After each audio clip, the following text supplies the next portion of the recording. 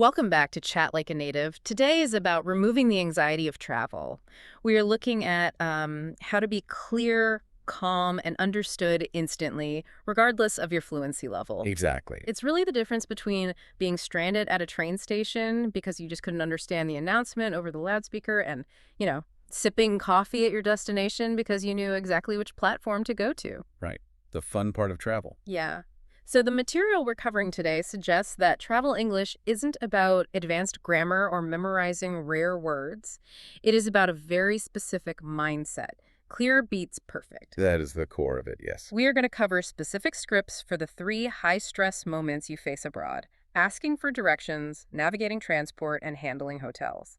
And to keep you anchored when the pressure is on, we have a punchy mnemonic for you today: ACN. Ask, confirm, navigate. Right. Ask, confirm, navigate. You ask a simple question, you confirm the key info by repeating it back, and you navigate to the next step confidently. It sounds so simple when you lay it out like that. It does, but I have to admit, looking through this material was a bit painful for me. Oh, really? How so? Not because it's hard, but because it just reminded me of so many times I've messed this up completely. We all have. I remember being in a train station in Rome a few years ago. I was sweating through my shirt, dragging this heavy suitcase, and I was trying to construct this perfect, grammatically complex sentence just to ask where the bathroom was. Overlap. Oh, no. Yeah, I was so focused on the verb tense that when the person actually answered me, I couldn't hear them.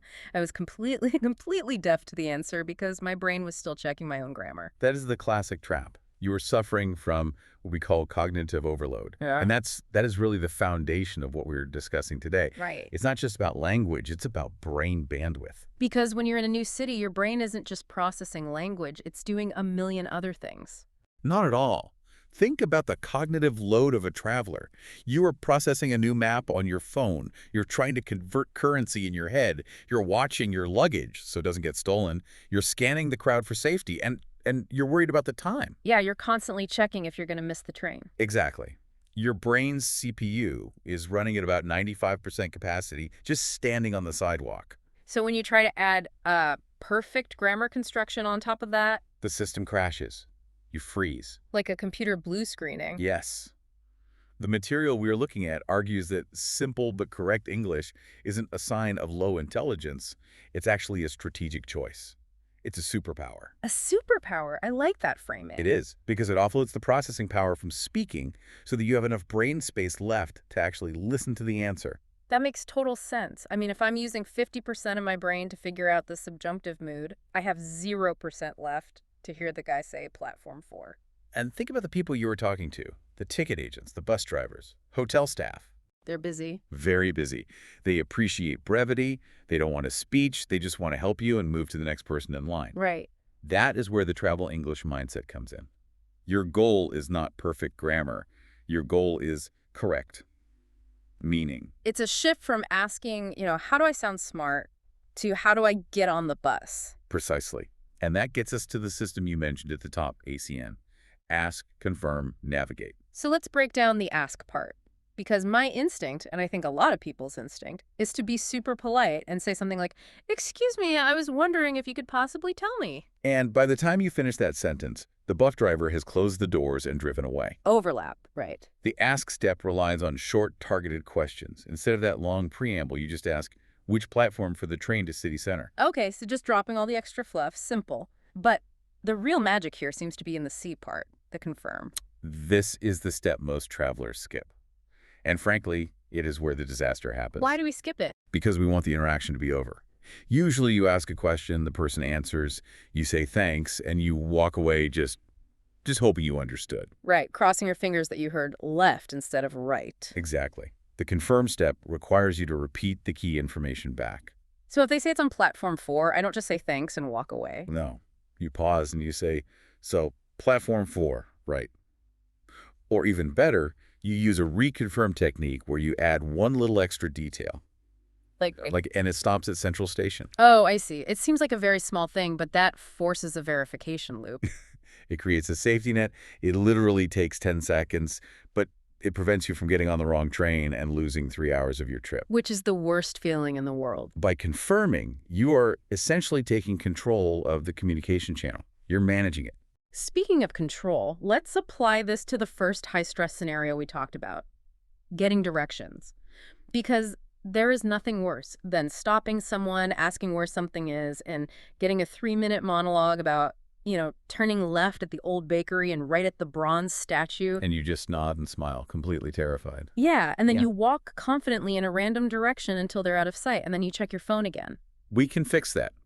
We fix it by changing the input. How so? If you ask an open-ended question, like, where is the museum? You naturally invite a complicated answer. The material suggests guiding the responder. Try asking, what's the easiest way to get there? Easiest. That's a great word. That signals I don't want the scenic route. I want simple. Exactly. There are two other phrases here that I think are just brilliant filters. Is it walkable? And how long does it take on foot? Oh, is it walkable is crucial. I've looked at maps that make things look so close, but they don't show you that there's a massive 6-lane highway in the middle. Or a vertical hill. Yeah. Asking if it's walkable forces the local person to evaluate the route for you. And once they give you the directions, you go right back to ACN. You confirm. So I go straight, then left. Yes. After the traffic lights. Let's actually try that. I'll be the confused tourist. Pause once. Excuse me, how do I get to the bus station? You want to go down this street, past the bank, and take the second right. Okay, past the bank, second right. Yes, second right. Perfect, thank you. You see how that felt? Yeah, it definitely feels less passive. You didn't just absorb the data. You checked it by saying, past the bank. You forced me to visualize it again and confirm I gave you the right landmark. I'm not just a vessel for information. I'm actually managing the exchange. Yeah. So moving from the street to what I call the boss level of travel stress, the transport ticket counter. Oh, yes. This is an entirely different beast because of the environmental pressure. It's so loud. There's thick glass between you and the agent. And usually there's a very long line of impatient locals standing directly behind you, sighing loudly. That pressure makes you rush, and rushing leads to panic and mistakes. The best way to handle the ticket counter is to understand how the agent's computer system works. What do you mean? They usually have to input data into their screen in a specific order. If you match that order, the transaction is incredibly smooth. The guide calls this the ticket ordering order. Which is? Destination, type, time, details. Okay. Destination, type, time, details. So instead of walking up and saying, hello, I'd like to go to Riverside, but I need to come back later today. Is there a train soon? Which forces the agent to pick apart your whole paragraph to find the data. Exactly. You just give them the data packets in order. Give me an example. Hi, one ticket to Riverside, please. Return for today. Wow, that is clinically efficient. I do want to pause on the word return, though. In American English, we often say round trip. True, but internationally, return is much more standard. Yeah. One way means you are just going there. Return means you are coming back. So sticking to return avoids confusion in non-American English environments. Yes. Now, what about the details part of the order? This is where things get messy with numbers. Specifically, the difference between 16 and 60. Oh, absolutely. This is a nightmare for non-native speakers, and honestly, even native speakers in a noisy train station. 16 and 60 sound almost identical over a bad intercom. They really do. My usual strategy is just to repeat it louder or hold up my fingers, which always feels a bit childish. It can feel that way. A better, more professional strategy is to use the confirm step with specific clarification scripts. You literally ask, sorry, did you say 16 or 60?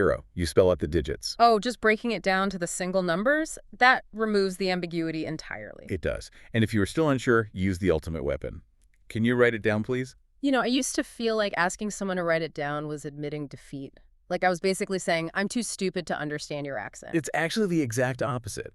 It shows you care about accuracy. You are saying to them, this information is important, let's get it right. That mindset shift is huge. Okay, so what about when the system fails? The train is delayed, the departure board is totally blank, and panic starts setting in. That is when you need to be the calm leader. You don't just stand there fuming. You find a member of staff and use a diagnostic approach. What's step one? First, is there a delay? Second, how long is the delay? And third, and most importantly, what's the next option? What's the next option? I love that phrase. It pivots the whole conversation from we have a problem to let's find a solution. Exactly. It signals that you aren't there to complain. You are there to solve the logistics. It usually gets you a much, much better response from overworked station staff. This dovetails really well into the next section we need to cover, which is about repair phrases. We've touched on this a bit, but I think the emotional barrier here is shame. When we don't understand a native speaker, we tend to feel really small. We do. We feel like we failed the language test. Yeah. But the material frames these not as failure phrases, but as magic repair phrases. Magic repair phrases? Yes. They are simply tools to fix a broken connection. They are professional communication skills. So just saying, I don't understand, is probably a bit blunt. What should we be using instead? Sorry, I didn't catch that. It's a classic. It's light. It's polite. Could you speak more slowly? Is also a completely valid request. I use that one a lot. But my personal favorite for getting clarity is, do you mean X? Oh, that's good. Like, do you mean the red bus? Exactly. It forces them to simplify their answer to a yes or a no. Another great one from the toolbox is, could you explain it in a simple way? You're explicitly giving them permission to drop the local jargon. Yes. Though I know people are sometimes afraid that sounds demanding. It could sound a little sharp if you aren't careful. It's all in the tone. If you smile and ask, could you explain it in a simple way? People usually just relax. They realize they don't have to perform high-level language either. They can just communicate basic ideas. There's another phrase in the source material for when you are the problem. Specifically, when you're late for a tour or meeting a friend. The phrase is, I'm running a little late. Yes. Compare that to just saying, I am late. I am late sounds like a confession of guilt. It sounds like a final state. Right. But I'm running a little late sounds like a status update. It implies you are in motion, you are actively managing the schedule, but there is a slight delay. It's very polished. It really is. It sounds like something a CEO says, not a confused tourist who got lost looking for the subway. Exactly. And projecting that confidence changes how people treat you. All right, let's move to where we sleep. Hotels. Now, this should be easier, right? The staff is quite literally paid to help you. Theoretically, yes. But checking into a hotel or solving a room issue still requires a specific mix of politeness and firmness. The guide calls this approach quick, clean, confident. So what's the script for when you first walk up to the desk? Don't overcomplicate it. Just say, I have a reservation under the name, and give your name. Then hit the essentials immediately. What time is breakfast? And is Wi-Fi included? Just get the FAQs out of the way before you even take the key. Exactly. But the real test of travel English is when something goes wrong. Like the AC is broken or the room smells weird. Right. You don't want to be the angry tourist screaming at the lobby staff, but you do want it fixed. The formula here is apology plus problem plus request. Wait, why start with an apology if their AC is the thing that's broken? That doesn't seem fair. It's not about fairness. It's about psychology. It disarms them. If you walk up and say, my room is hot, fix it, their defenses instantly go up. Because you're attacking them. Yes. But if you say, sorry, there's a problem with the AC, you are framing it as a shared issue. You're bringing them onto your side. Then you follow up with the request. Could you help me, please? Could you help me, please? This is very hard to say no to. It triggers a basic human helper instinct. Staff respond much better to calm clarity than they do to complex emotional paragraphs about how ruined your night is. However, there is one time where we throw all of this politeness out the window, right? Emergencies. Yes. If you are in physical danger, if you are terribly sick, or if you've been robbed, you drop the could you, and you absolutely drop the ACN. You just go straight into direct mode. Your only goal is speed. I need help. I lost my passport. Can you call the police? Call an ambulance. Short sentences. Urgent tone. In a true emergency, context does the heavy lifting for you. People can hear the raw panic in your voice. You don't need to explain why you need an ambulance. You just need to demand it. It's important to have that gear shift available in your mind. You're the polite, calm traveler 99% of the time, but you can switch to command mode if safety is actually at risk. Absolutely. It's a vital tool. Okay, so we have all these scripts. We know about the ticket ordering order. We know ACN. But knowledge isn't muscle memory. How do we actually lock this in before we get on the plane? You have to speak it out loud. Just reading the text isn't enough. The source outlines a strict 10-minute practice routine to do every day for the week before your trip. 10 minutes a day. Walk us through it. Minutes 1 and 2, you read the scripts aloud. Literally just stand in your room and say, 1 ticket to Riverside, over and over. You need to get your mouth comfortable with the physical sounds so you don't stumble when the pressure's on. Just getting the mechanical movements down? Yes. Then Minutes 3 and 4 are for variable replacement. What's that? You take the script and change the nouns, change bus to train, change Riverside to the airport, change platform 4 to gate 12. Oh, so this trains your brain to be flexible so you aren't completely stuck if the situation changes in real life. Exactly. You're building a mental template. Minutes 5 and 6 are for confirmation practice. Say things like, so platform 4, right? Practice that rising intonation at the end that clearly signals a question. Right, getting the melody of the question right. And minutes 7 and 8. Repair phrases. Yeah. Get comfortable saying, sorry, I didn't catch that. If you practice saying it when you're completely calm in your house, it will be there for you when you're stressed at the station. And the final 2 minutes of the 10? Role play. You play both sides of the conversation. Be the grumpy ticket agent asking one way or return, and then answer yourself. Overlap.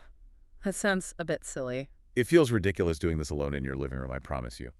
But it builds the neural pathways. It's a dress rehearsal. It is. And if you do this for 10 minutes a day for a week, when you actually step up to that glass counter in Berlin or Tokyo, you won't freeze. You'll just run the script. Alongside that practice, there's a really great concept called the Power Pack mentioned in the material. These are the 12 phrases that work literally everywhere. These are your absolute emergency kit. If you forget the grammar, if you forget everything else, just keep these ready. Excuse me, where is? How much is it? Very simple. And my personal favorite, just to confirm. Just to confirm, is such a power move.